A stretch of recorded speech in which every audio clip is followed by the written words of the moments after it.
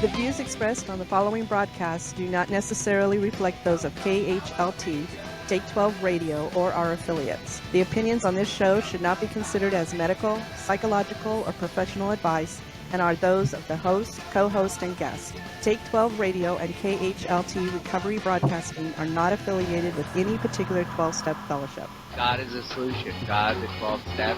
I like where he's going here. Helps the community grow, helps us grow. Monty has done a phenomenal job, and you're talking about taking people through a spiritual process and getting them into recovery. Thanks, Monty, and thanks for all your support. We need spirituality to make this thing work long term. It's an absolute pleasure. He certainly knows a lot of people. This is one of the places that is about the business of the solution. And now, broadcasting on location somewhere in the vast expanse of the Pacific Northwest, it's the over-opinionated 12-stepologist, That's right, the Montyman.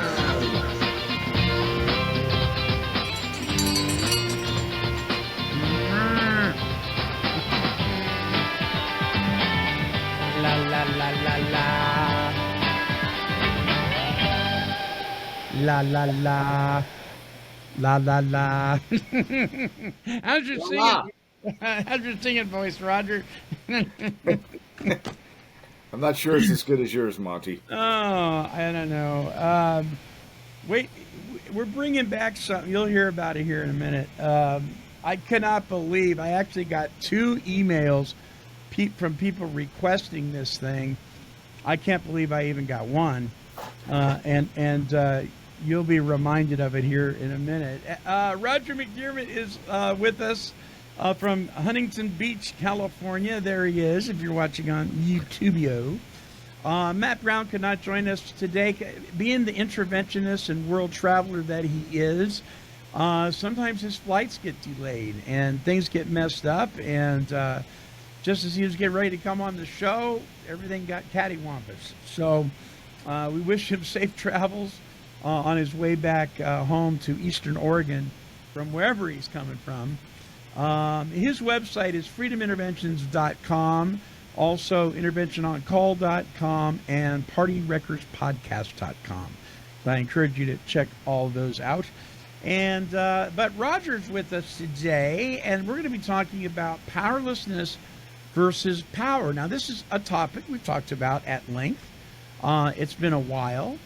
We had a show called Addiction is About Powerlessness, Recovery is About Power, that touched on some of the things we're going to talk about today.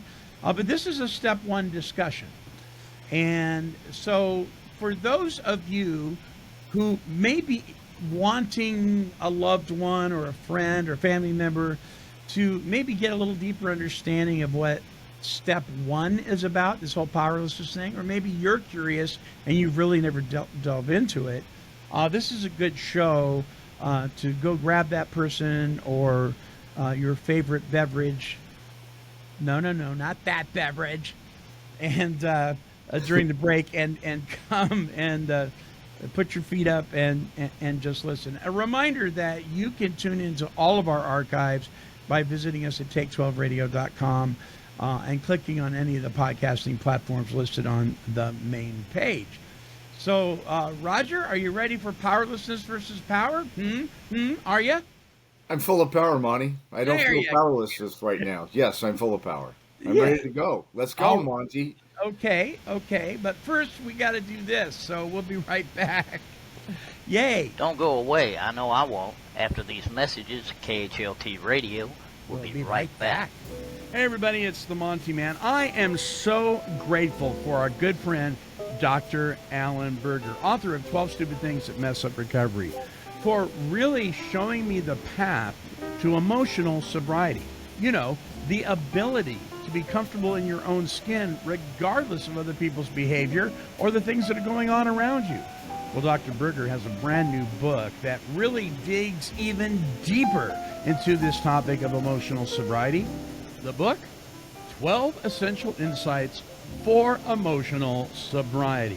Listen, we all need some really powerful tools in our arsenal against getting stuck in our recovery. And this is one you do not want to be without. 12 Essential Insights for Emotional Sobriety can be purchased at AB PhD.com. Also available on Amazon. Okay, so bear with us here.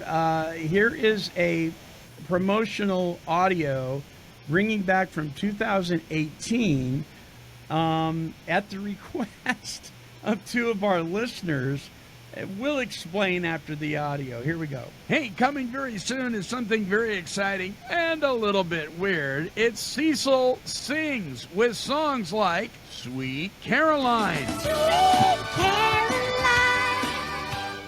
Hotel California. Welcome to the Hotel California. You Got a Friend in Me. You got a friend in me. The Piano Man. Sing us a song, you're the piano man. Sing us a song. And Cecil's favorite, The Rainbow Connection. Someday we'll find it, the Rainbow Connection. The lovers, the dreamers, Cecil Sings is a collection of iconic songs that are sure to put a smile on your face. Right, Cecil? That's right, Montyman. And tell the folks the best part. Well, Cecil, the best part is Cecil Sings is absolutely free. Thank God. Montyman, and tell them how they can get it. Go ahead, tell them. I am. Don't get pushy. Simply go to take12radio.com and click on Follow Me on Podomatic. Once there, sign up for free to our podcast by clicking on the follow button. You can even download our app for iOS or Android, so you can take 12 Recovery Radio on the go. Once you become a Podomatic member, you can download Cecil Sings. Just scroll the page until you find Cecil Sings, and that's it. Hey, Montyman, folks can donate to help keep our shows on the air by clicking on the PayPal button or by visiting our main website at take12radio.com. And at the bottom of the page, they can click on the donate button. We would really appreciate it. So don't miss out. Keep your ears and eyes open because Cecil Sings will be made available very soon. Very soon. Go, go, Power Rangers! Go, go, Power Rangers! Go, go, Power Rangers! Go, go, Power Rangers! Yes. Mighty Morphin Power Rangers! That theme song to Power Rangers, if you really listen to it, it's got some pretty good guitar licks in it. I was surprised. Yeah, so here's a really easy way to get Cecil Sings, if you even care. If you go to take12radio.com and scroll to the very bottom of the page where it belongs, there's a little blue button that says Cecil Sings. Just click on it, and it'll take you to the download page of that. That was back in 2018, Roger. That's a really excellent cut. I don't know that I'd heard that before. I've heard Cecil many times. Yeah. But I don't know that I've heard that promo, and that's a really good, that was really well done, the promo. Yeah. Well, thank you. And thank you to Cecil. Yes, thanks, Cecil. The CD is actually, the Cecil Sings CD is actually a painful hour long. An hour of Cecil Sings? Yeah.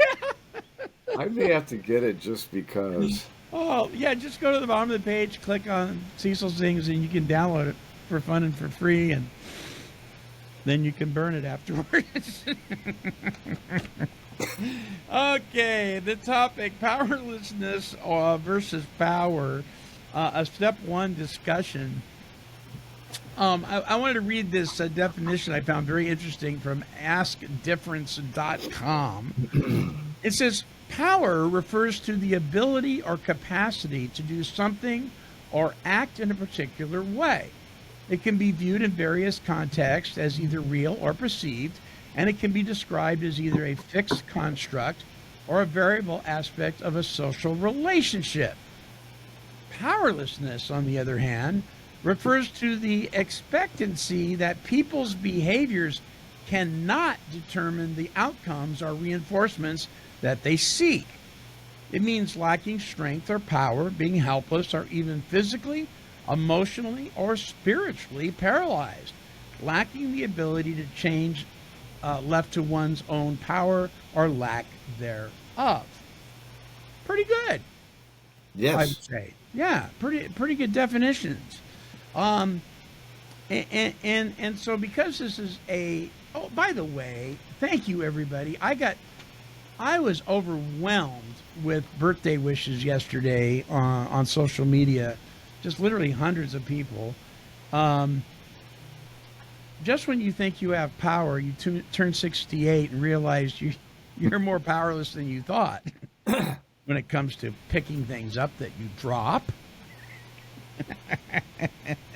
walking long distances, standing for lengthy periods of time, sitting for lengthy periods of time. But in my brain, I'm still 18. You know what I'm saying, Roger? My brain. I resemble those remarks, Monty. And Yeah. happy birthday to you. Yeah. Happy birthday. Yeah, thank you. Yeah, it was cool. It was really good. So thanks, everybody. So anyway, because this is a step one discussion, I thought I'd pull out Ye Olde Big Book here. I want to preface this, Roger, by saying that you're probably, if you're listening to this, you're probably going to get more out of it if, and I'm quoting from the Big Book now, you have decided you want what we have. If you don't, this is just recovery rhetoric. And you're welcome to listen. But if you've decided that you kind of like seeing, maybe you're not in recovery, but you like the life that people in recovery are living, and you're witnessing that, and you tuned in out of curiosity, and you want what we have, then this may be informative for you. It might be helpful. It says, and this is reading from chapter 5 of How It Works, which is read in most AA and a version of it in most NA and CR meetings, some type of version of it. And it is the preface basically to the 12 steps in this chapter. And one of the sentences say, some of us have tried to hold on to our old ideas, and it was nil until we let go absolutely. So some of us have tried to hold on to our old ideas. So when you go into this learning about the step process, before it even goes into the steps, it's telling you that you may want to be willing to let go of some of your old ways of thinking, because you're probably going to be hit now with some new ideas that you never thought before. And if you're going to balk at them, if you're not going to be willing to look at them, they're probably not going to do you a whole lot of good. So if you want what we have, and if you're willing to consider some of the things that are going to be said in the chapters to come here in the Big Book, or in the NA Basic Text, or the CR guides, or whatever, then you may be ready to move forward. So let me ask you, before we talk about powerlessness versus power, Roger, when you first, at what point did you first crack open a Big Book, or did you even read any kind of literature, or did you just spend time going to meetings and drinking bad coffee for a while before you did that? No, December 1st of 1996, I went into an alternative sentencing program to avoid going to jail. And during that time, it was required that we get a sponsor, that we read the Big Book, we discuss the Big Book, we do the steps with a sponsor. So, yeah, I cracked it on early on. Right away? Yeah. Yep. Yeah. Some people do. I didn't. I'm not sure why. I just remember going to meetings and reading the steps on the wall. Well, there was a time before. I mean, I'd been sent to AA numerous times. Yeah. So in 87 and 92, when I wasn't willing to change my life, or wasn't willing to admit that I had a problem, or wasn't willing to do anything basically but get my court assigned card signed. Sure. I didn't do anything then. Yeah. But in 96, when it was over and I had surrendered, so I began to follow direction. So I was reading the steps on the wall, and to be honest, I wasn't reading them, convincing myself I read them, therefore I did them.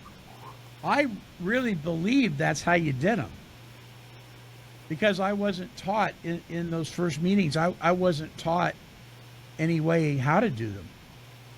Nobody, they weren't talking about that. They were talking about smoking cigars and drinking coffee and, you know, laughing it up with each other, and it was a very good meeting in the sense of social construct. You know, it was in Stockton, California, and everybody was 100 years old or older, and they were just really good guys, and they were having a blast. So I went because it was it was healthy, it was safe, and I got to read the steps, so I thought I was doing them, you know.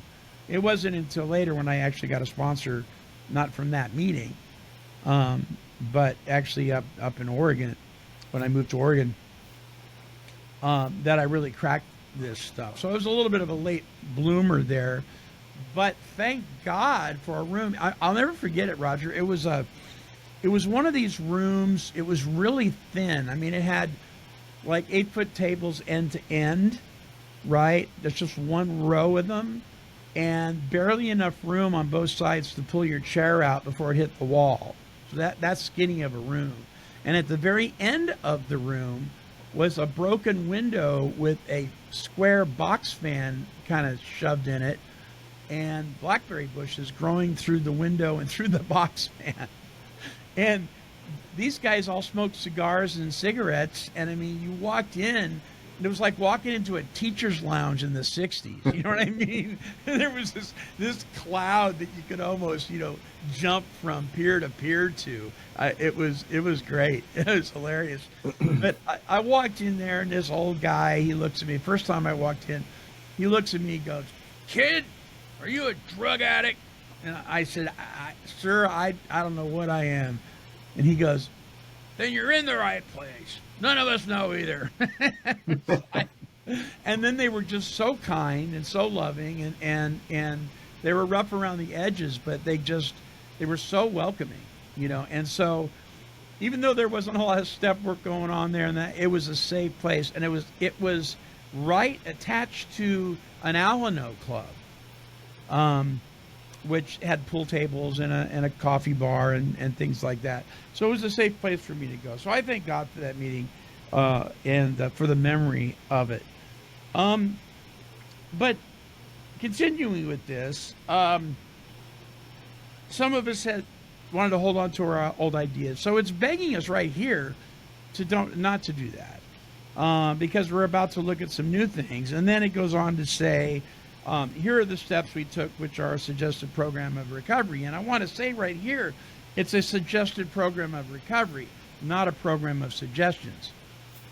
And there's a big difference. It's not full of little suggestions that you can cherry pick. You know, if you're going to do this program, it's a suggested program in its entirety.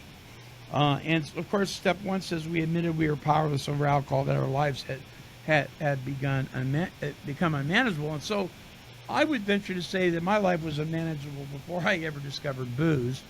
And so I could kind of reverse that sentence. But if I'm powerless over alcohol, and I look at this definition from aciddifference.com, lacking strength or power over alcohol, being helpless over its influences, being physically, emotionally, and spiritually paralyzed from moving away from it, lacking the ability to change any of my relationship with alcohol, because there wasn't any power to do so, you know. And that certainly was my situation. But it's interesting. Let me ask you, it's interesting here. There's this argument that goes on sometimes in the 12-step rooms that says, well, you know, we're powerless over people, places, and things, which is suggesting over everything, right? I think the Big Book of Alcoholics Anonymous, anyway, is talking about a powerlessness, a medical condition that left to our own devices we're powerless over alcohol. I don't think it's talking about people, places, and things. Do you? Well, I think there's a couple of answers to that question. Number one, if I'm allergic to strawberries and I eat strawberries, I have no power to change the rash that will occur. Or the right. anaphylactic reaction that will take place in my body because it's physical. So Yeah. I think when we describe alcoholism as an allergy and a disease, when we drink it, we are powerless over the result that will take place. I think it's like any sort of physical condition or allergy that we have, we are powerless to stop that, unless, of course, we add some kind of medication or something like that. But left untreated, we have no power over alcohol once we ingest it. The other thing about powerlessness over people, places, and things, I translate that into I'm powerless over a result. I am not powerless over decisions that I make moment by moment. I have all the power I need to make a informed, correct, righteous decision, but I don't have necessarily the power over what the result will become. And So I think even if you make it, I'm not in control of results. So even if you have power to respond to somebody's anger in a mature, kind, compassionate manner, you're still powerless over the way they respond to it. 100%. Right?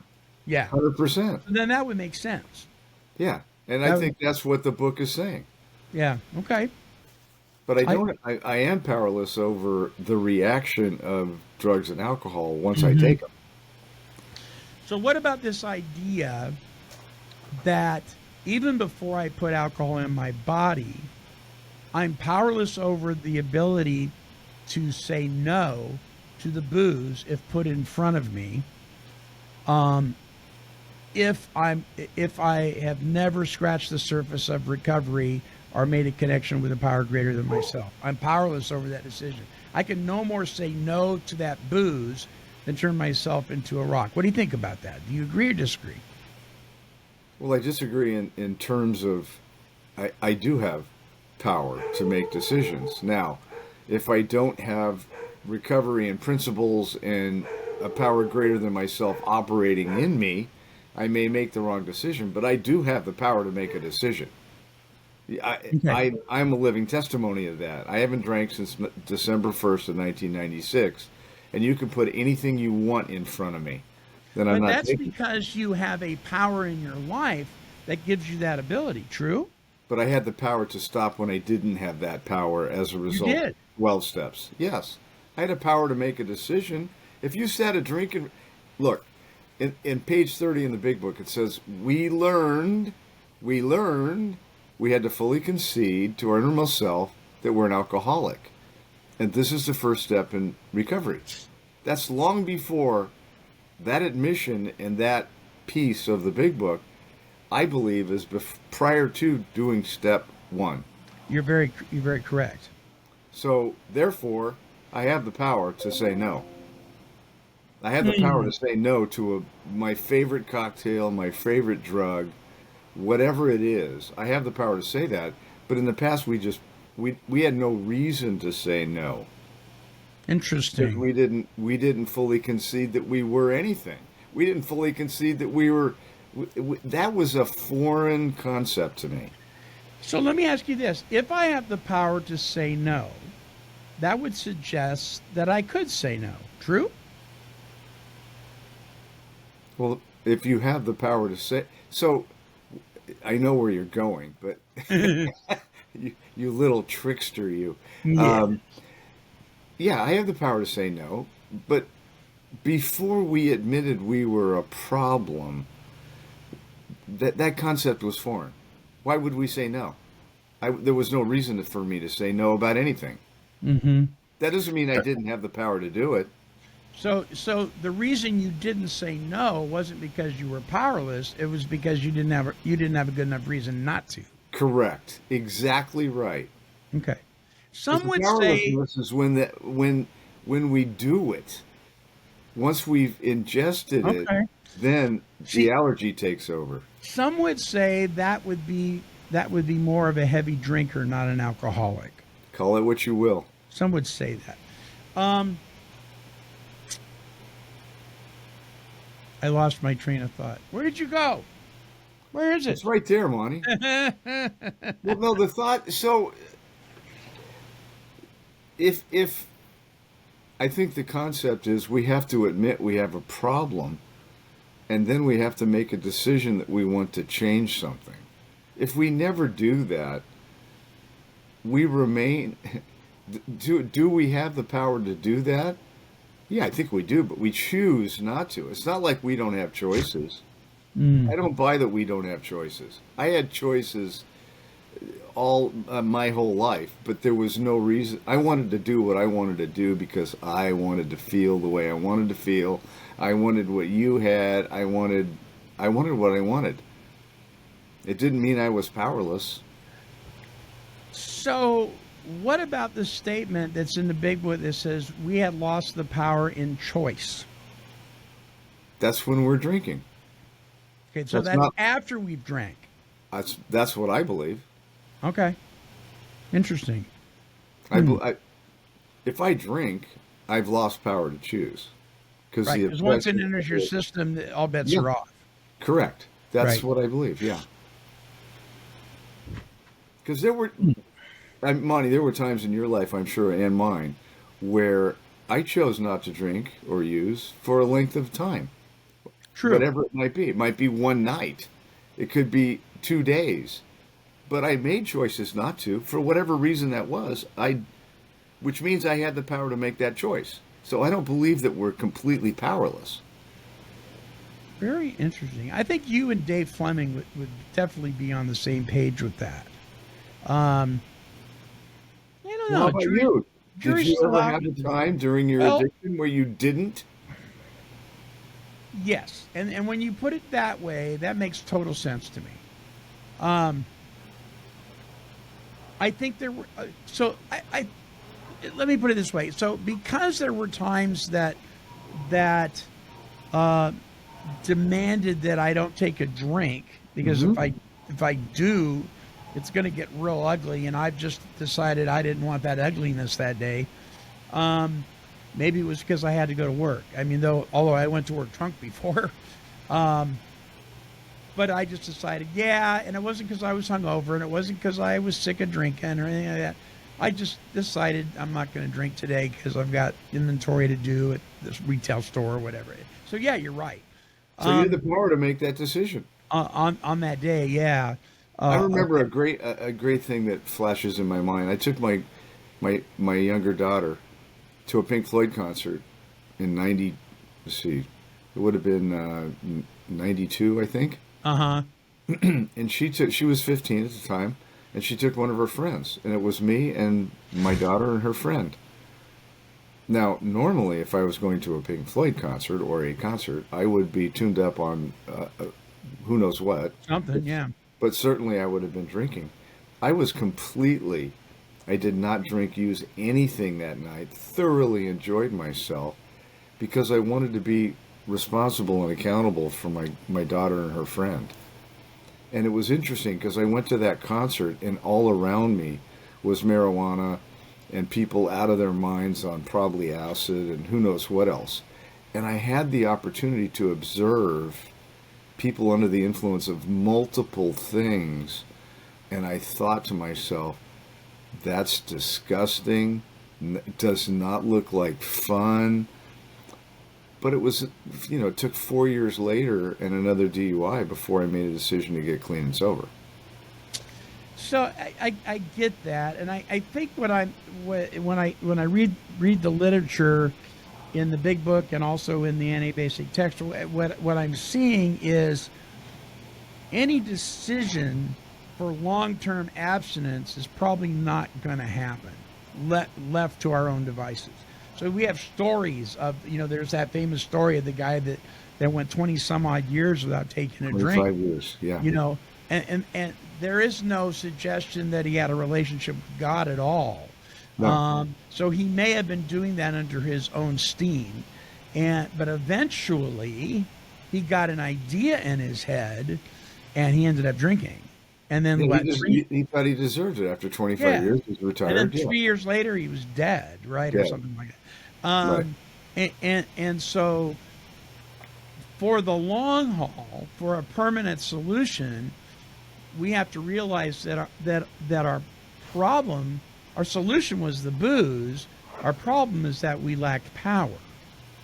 And so if we lack power, then the solution is we need a power, right? And so once we've started developing a relationship with that power, now we're well on our way. We haven't arrived, but we're well on our way. And so I know for sure, I mean, we could talk semantics all day long, but I do know absolutely for sure that today, I am not left powerless. Period. No. Period. In any aspect of my life. Correct. Including my relationship with booze. Correct. But I will tell you though, and here's where we may differ a little bit. Anybody can have a bad day and make a stupid decision, even though they have the power of God working in their life. People do it all the time. Pastors, lay people, right? Rabbis, I do it all the time. Make bad mistakes, make bad decisions.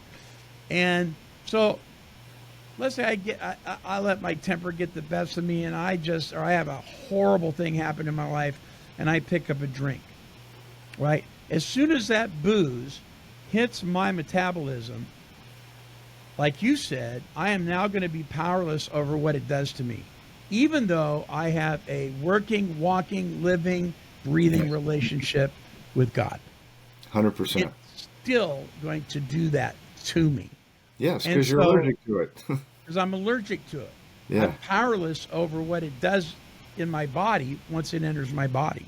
Correct. Did I have the ability to say no to it? Yeah, I did. Did I make a decision? Yeah, you had the power too. You just made a bad decision. Made a bad decision based on emotions or. I'll tell you this, and there's a group. I've heard it a number of places, but I joined the No Matter What Club, and the No Matter What Club is no matter what, I'm not drinking or using. I might kick the dog, I might flip somebody off on the freeway, I might hang up the phone on Monty Meyer. You know, I might do all kinds of horrendous acts. Yeah. But what I'm not doing is picking up a drink or a drug. I'm not doing that no matter what. And it's not negotiable. It's not circumstantial. That decision, when I made it, was concrete and final. And like I said, I can blow up, scream and yell, throw things, do all kinds of not good things, but I'm not drinking or using. So... But would you agree, though, that if you were only leaning on that covenant you made with yourself, no matter what, if you were leaning on that only and not a power greater than you, that would not be sufficient to keep you from drinking? 100%. But if you do the 12 I think that's what a lot of people do. Then they didn't do the 12 steps. Plain and simple. Because I hear people say, "All right, well, no matter what, don't drink." That's not enough. That just isn't enough. No, that's the basic. That's the initial decision I made prior to doing step one. Mm-hmm. That's what it said. But you can't do the no matter what agreement without God in your life, right? Correct. Look, if you do the 12 steps, then no matter what turns into a way of living, thinking, and acting. I would agree with that. But it does not. It's a thought, but you have no power unless you have a power greater than yourself, and that power. And I think that has to be taught. I think that has to be shared because I hear people say, "Well, just don't drink no matter what," and that's where they leave it with the person, and then they drink because they're leaning on that commitment and not leaning on God. That's like Nancy Reagan's war against drugs. Just say no. Right. Well, if it was that easy, we wouldn't have a pandemic of drug addiction. So you know how I spelled no? Y-E-S. Why? I don't understand. The way that I translate that no now is K-N-O-W. Because you have to know what the 12 steps teach, what God's will is in your life, then your no becomes KNOW. You know, here's an interesting thing that I've heard people talk about, and this is, I'm kind of dipping into step 3 here, but yes and no. I've heard people share, including myself, that I was really glad that the whole God concept wasn't the first thing to start off the steps. But isn't it interesting? That's not actually true. The whole concept of God is brought up before we ever look at the steps. It says, remember that and this is prior to the steps, remember that we deal with alcohol, cunning, baffling power. Without help, it is too much for us. So the first thing that we're saying right there is that without help, I can't do it. But then here's the solution. But there is one, capital O, monotheistic, who has all power. That one is God. May you find him now. This is before we ever start working the steps. Yeah, in the original text it said you must find him now. You must find him now. And then it goes on to say half measures avail us nothing. What's he talking about? Half measuring this whole God idea. Well, okay, maybe I'll consider it, but maybe not. No. You got to be at least willing to develop a relationship with your Creator before you ever even look at step 1. Isn't that interesting? 100%. But you read Bill's story, he talks about all that. Who am I to say there is no God? You know, and then he talks about if there is no higher, greater power or creative power, you know, we're like, what's the point in life? It's just a big siphon, right? Rushing nowhere with no purpose. So he says the word one, he capitalizes it twice. There's one who has all power. That one is God. So that's not 100 people in a meeting. So it's not a group of drunks. You know, and if you're powerless and I'm powerless, 0 + 0 is 0. So that isn't going to work. There's one. And he uses, you know, him. Not they, not she, not them. Whatever pronoun you want to use in this pronounus. I don't even know what to call it. Yeah. I'm confused enough as it is, just remembering how to spell my own name, let alone what pronoun I'm going to use. Now, Bill was brilliant in how he represented God in the big book. It was mentioned like 140 times or 134 times in the 164 pages. Yeah. And he used all kinds of personal pronouns, capitalized pronouns, which mean God. But he used it in a way that wouldn't be offensive to people that are so screwed up by religion. I really like, Chris S. said something the other day, and he was trying to find the article and he couldn't find it, so he paraphrased it. But he said one of the best definitions of spirituality versus religion that he ever heard was that spirituality helps you pave a road which leads to the divine. Religion does the same thing. It just uses a different format.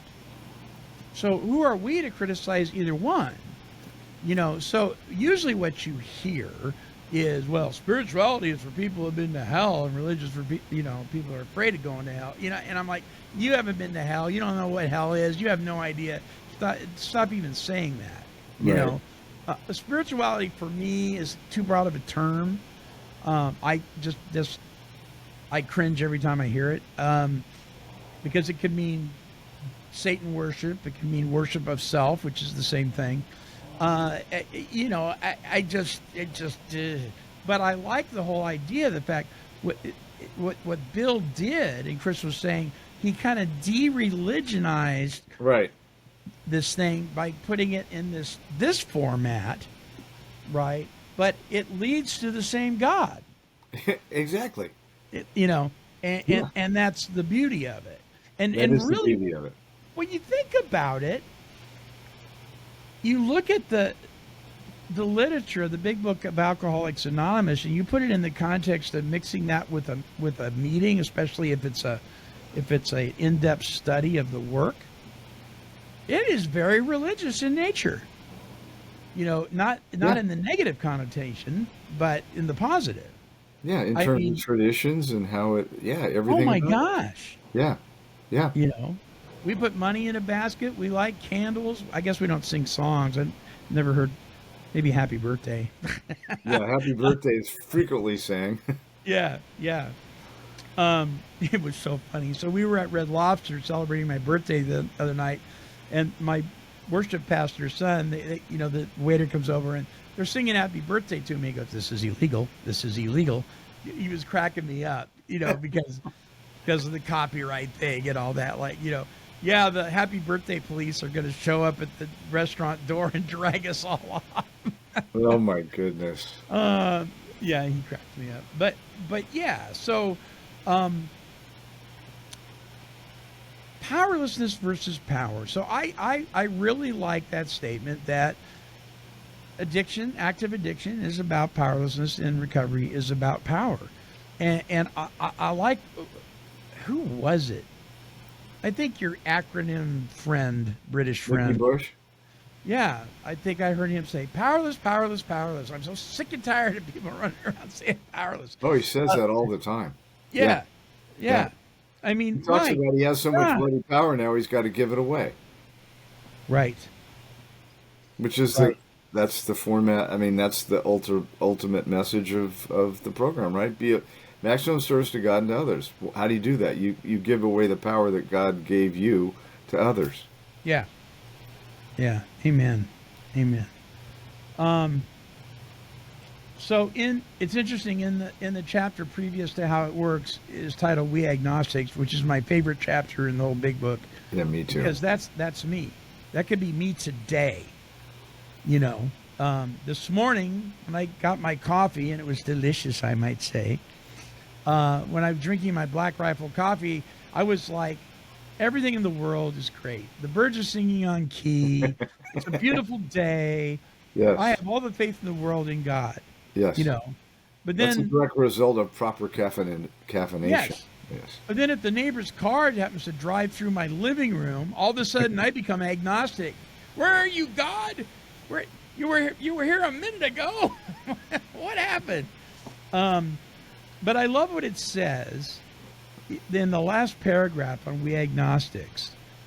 It says, even so has God restored us all to our right minds. My intellect didn't do that. The meeting didn't do that. The steps didn't even do that. God did that. Yes. God restored us all to our right minds. To this man, the revelation was sudden. Some of us grow into it more slowly, but he has come to all who have honestly sought him. When we draw near to him, he discloses himself to us. That's a scriptural quote, by the way. Wow. And then I love the order that it's written. When we draw near to him, he discloses himself to us. Turn the page. Rarely have we seen a person fail who has thoroughly followed our path. So now we're going to get an instruction manual on how to draw near to him. Yeah, I totally agree. I don't want to change rarely to never.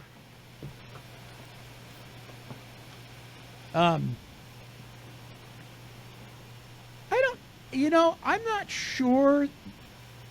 I don't know how accurate that is. I hope it is. No, I know what it was. The you must find. Yeah, but there was some discussion on you must find him now.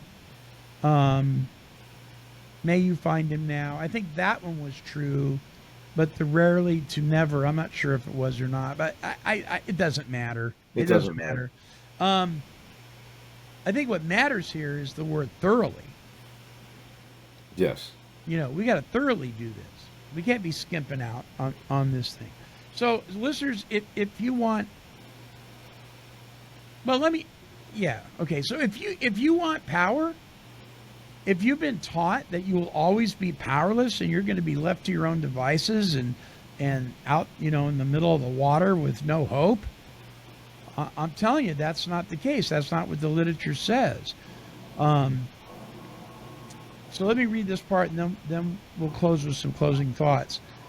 The point is that we're willing to grow along spiritual lines. This is at the end of coming to the close of how it works. We're willing to grow along spiritual lines. The principles we have set down are guides to progress. What are the principles? The 12 steps. We claim spiritual progress rather than spiritual perfection. It does not say we claim progress rather than perfection. I get so tired of people quoting that out of context. Well, you know what? I screwed up today. I ended up, flipping somebody off. I haven't done, in traffic. I haven't done that in a while, but it's progress, not perfection. Okay, well, that's a good cop-out. No, it's spiritual progress, not perfection. Are you working on your spiritual life? Our description of the alcoholic, that's referring to more about alcoholism in the big book. The chapter to the agnostic, that's the chapter previous to this. And our personal stories, that's the personal stories in the back. Before and after make clear 3 pertinent ideas. That we were, past tense, alcoholic. I think you could probably put that we were powerless over alcohol. Yeah. And could not manage our own lives. That probably, I think he was being nice there. But I think that no human power can relieve you of your alcoholism. So no amount of people in the meetings are going to do that. That God, in fact, the original manuscript didn't say God could and would if he were sought. It said God can and will. Correct. It's not dependent on whether you seek him or not. He isn't going. His work isn't dependent on how good you are. He can and he will. Right. He said you received not because you asked not. Right. Doesn't mean you ask perfectly. Well, I can't help you with that because you didn't get on your knees right or whatever. I fumble through my relationship with God every day. That's the human. It's a wonderful fumbling. Yes. Yeah. And then it says, being convinced, we were at step 3. Being convinced of what? Everything that was said previously in the chapter prior to that. So, you want power? Or you just want to... Well... you want to live in a Montyman's weekly wine the rest of your life? No, I don't. You notice we didn't have a wine this week. I noticed that. Yeah. Closing thoughts, Roger McDiarmid. So, what we're doing right now is a power greater than myself. Monty and Roger talking with people about recovery from oneself is a power greater than ourselves, but it's not God. Going to a meeting and having fellowship with people of like-mindedness is a power greater than ourselves, but it's not God. When you do step 3, you meet God right where you are, and you don't have to meet him before that. You don't have to change anything before you meet him. You just have to ask and be surrendered to the fact that there is a God. He has a better life for you than you can imagine, so why not do his will and not your will, and you'll have a life that you'll never regret. That's exactly what happened to me. That's what happened to Monty, and that will happen to you if you do it. Yeah, amen. I could not say it better. So with that, we will close another episode of the Take 12 Recovery Radio Show. Roger, thank you so much. My pleasure. Yeah, and I'm so glad you had a good time with Barry McGuire and Bob and the greenery of Washington. Beautiful. Indeed. All right, my friends, listen, if you would like to get caught up on all of our shows, visit us at take12radio.com and just click on any of the podcasting platforms listed there. Please subscribe. Please leave your comments. It helps with our analytics. And, it helps us get the word out. Please visit partyrecordspodcast.com. That's Matt and Sam Davis.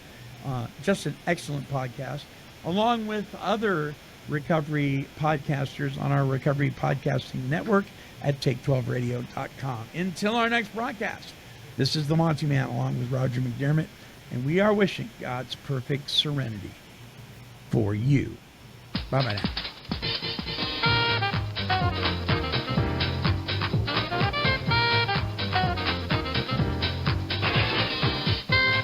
This has been a broadcast of Take 12 Recovery Radio and KHLT Recovery Broadcasting.